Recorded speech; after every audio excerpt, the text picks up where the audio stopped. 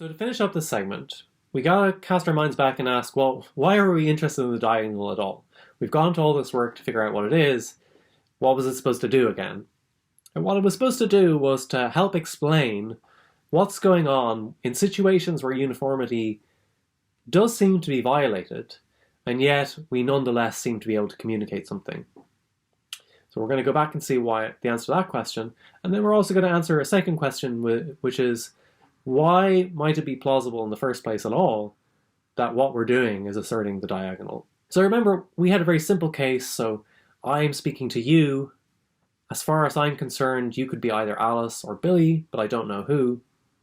And we said that I can say things like, sentences like, you are tall, and I seem to be able to communicate something, even though, strictly speaking, I don't know what proposition my sentence expresses. Because I know either the sentence picks out the proposition Alice is tall, or the proposition Billy is tall, but since I don't know who I'm talking to, I don't know which. I don't know what proposition my sentence picks out.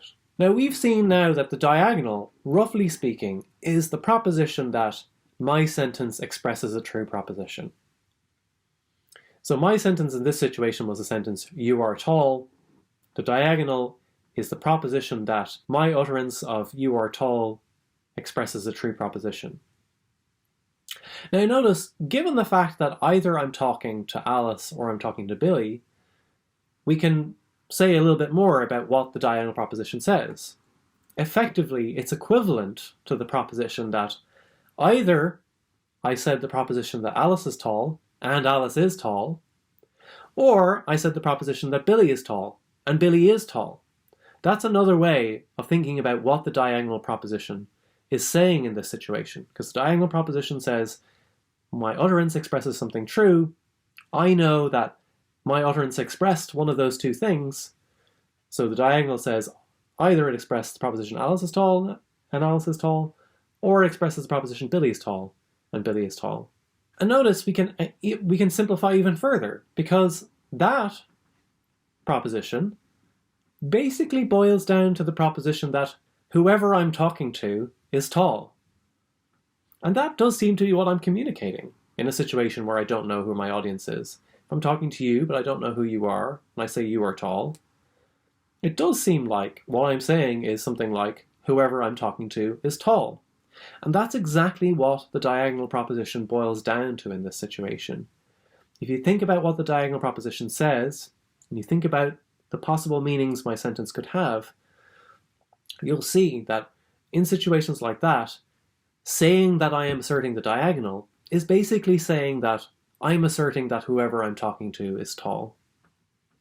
So if it was the case that in such situations I was asserting the diagonal, that would be a pretty good explanation of what I seem to be communicating, because that looks like it is what I'm communicating when I say to somebody who I'm talking to whose identity is unknown to me that you're tall. It does look like I'm saying, whoever you are, you're tall. Our second question was, okay, so that's what the diagonal is, and that's why it might help, but why is it at all reasonable to think that asserting the diagonal is what I'm doing in this situation? And Stolniker in this paper seems to think the answer is something like this.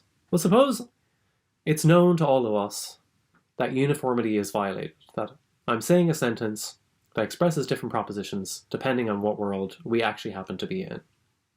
Suppose that's something that's obviously true.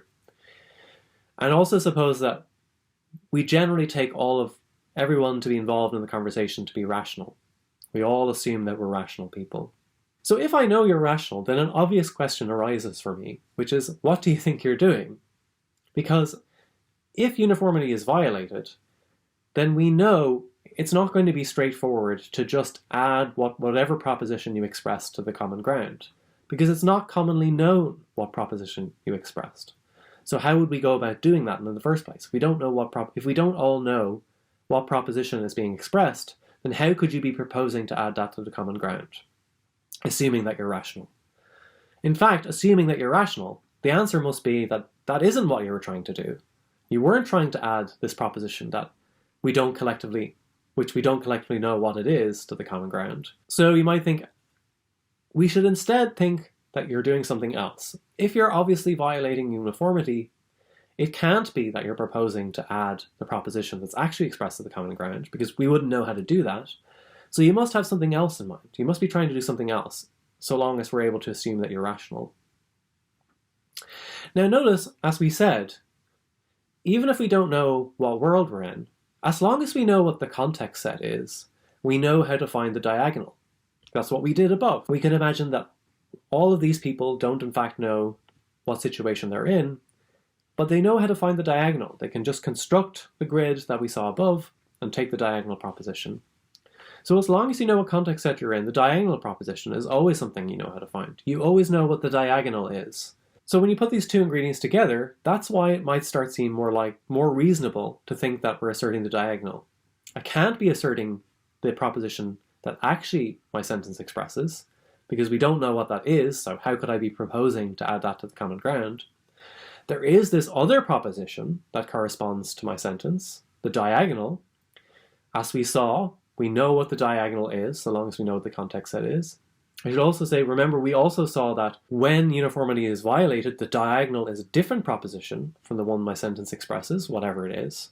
So there is this other proposition that we know how to find no matter what the world is like, so long as we know what the context set is. And the natural thought is, if I can't be asserting the proposition my sentence actually expresses, but there's this other proposition hanging around that we do know how to figure out, then maybe it's a natural thought to think that in such situations, it's the other thing that I'm asserting. It's the diagonal that I'm asserting. So that's an argument for thinking maybe we're asserting the diagonal. Now, it's not, of course, a knockdown argument. It's not like a deductively valid argument or anything.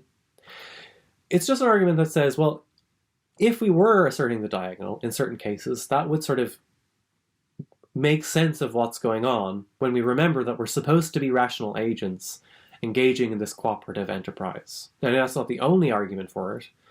Another argument for thinking we're asserting the diagonal is just that in certain cases it seems to get the right results. But it's important to see that there's kind of a theoretical motivation for the diagonal, as opposed to just the argument that it seems to work.